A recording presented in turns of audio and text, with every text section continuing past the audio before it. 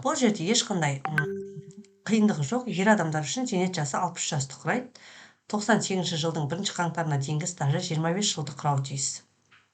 Ер адамның жасына байланысты еңбек өтіліне диплом, еңбек кітапша, военный билет және 36 айдың табысы есепке алынады. Ер адам үшін зейнеткерлікті есептеу басындағыдай КТС көбейтілген КСМД формуласы бойынша анықталады. КТС ол еңбек стажының айлары, яғни 300 тұрақты әйелдердікі 240 болған еді. Бұл қаяқтан шықты? 300-240 деген. Яғни 25-ті жылда көбейтсек 12 айға 300 және әйелдердікі 20 жылды құрауы тиіс. 20 көбейтілген 12 240 болады. Мінекей КСМД 60 көбейтілген 60 бөлінген 100 көбейтілген СМД деген тұрақты орташа айлық. Мен басында айтып кеттім. Тек қана осы 300 бен 240-тың айырмашылығы ғана есептеледі. Мысалы, мына кісі 01-77 жылдан бастап мен оқуды дипломды 01-09-нан басталады деп всегда жазамыз деп айттым. 01-09-ы 1977 жылы басталған және 22-07 жылы 2 жыл 10 ай оқыған.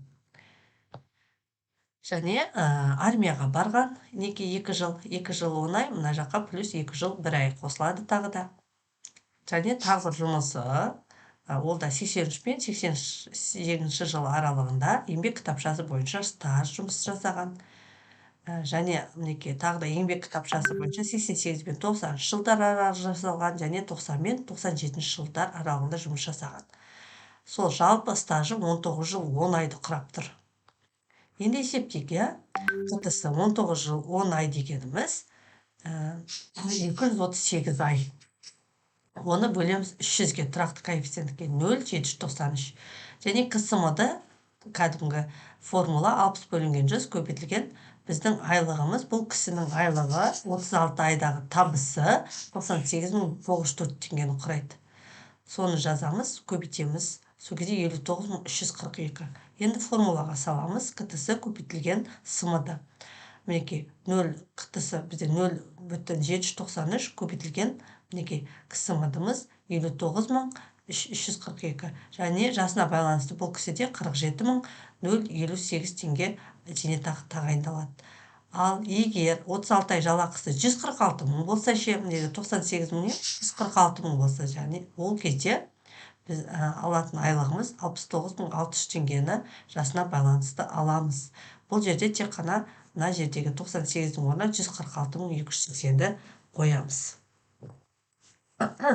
Мысалы дейікші, 23 жыл стаж 90 мың айлығы бар. Мысалы, Бекен ағайдың 23 жыл стажы бар, және 90 мың айлығы бар.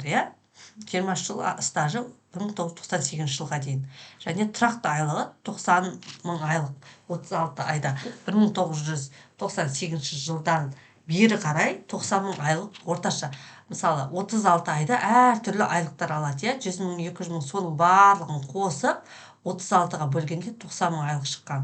КТС деген 276, стажы 23 жылда 12 айға көбейтсек 276 бөлеміз 300-ге 0,92 коэффициент шықты. Және КСМД-мыз тұрақты 60 бөлінген 100 көбейтілген 90 мың айлық. Сол кезде 54 мың шығады. Және формулаға салсақ 0,92 көбейту 54 мың тең 49.680 теңге Бекен ағайға айлық тағайындалады. Мына жерде мен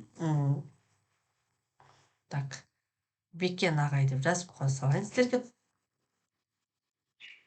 Неке түсінікті болу үшін Бекен ағай сіздерге түсінікті болу үшін енді ұсыныс. Бұл кісі 90 мың айлық 36 ай болған, Енді қаңтар айынан 2023 жылдан бастап зейнетке шығады дейік, келесі жылы қаңтар айынан бастап. Айлық көрсеткіші жетпей тұр дейік. Мысалы, қазір қаңтар емес, мен сіздерге түсінікті болу үшін бетейінші, мінекей. Қазір январ айы, январ, февраль, март, апрель, май. Мінекей, мамыр айында шығады дейік. сіздерге түсінікті болу үшін. Мінекей, мамыр айында зейнетке шығайық. Айлық көрсеткіш жетпейді. Мысалы, қосымша, мінекей, біз қазір қаңтар айы, қосымша біз, мінекей, қаңтар,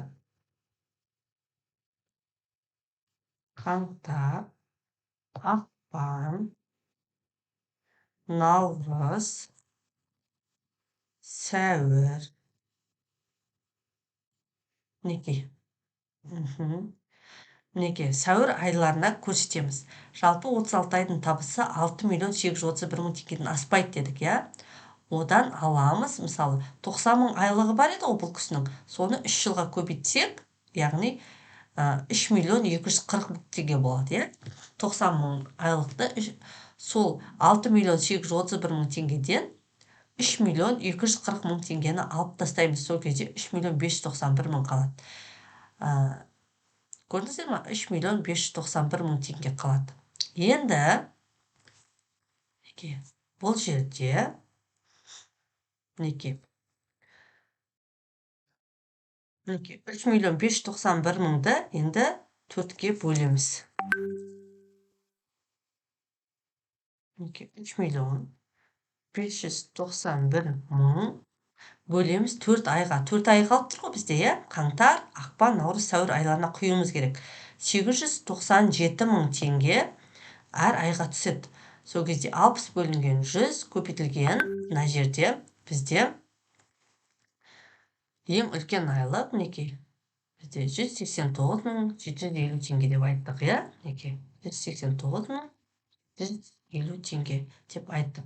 Оны біз қай жерде көрсеттік? Оны біз мінекей, алдында көрсеттік. Мінекей, себебі мінекей, енді 60 бөлінген 897.750 теңгеден шықты ғой 4 айға.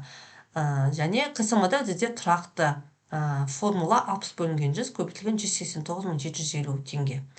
Біз бұл жерде 6.831.000 теңгені 36-ға бөлсеңіз 189.750 теңге шығады. Тең 113.850 теңге. КТС-мыз 276 ай ғой бұл кісінікі, иә? Мінекей, КТС-сы бөлінген 300 ер адам болғандықтан кейін 0,92 коэффициент. 0,92 коэффициент көбейтілген 113.850 теңге тең болады 104.742 теңге айлығы жасына байланысты зейнетақысы тағайындалады.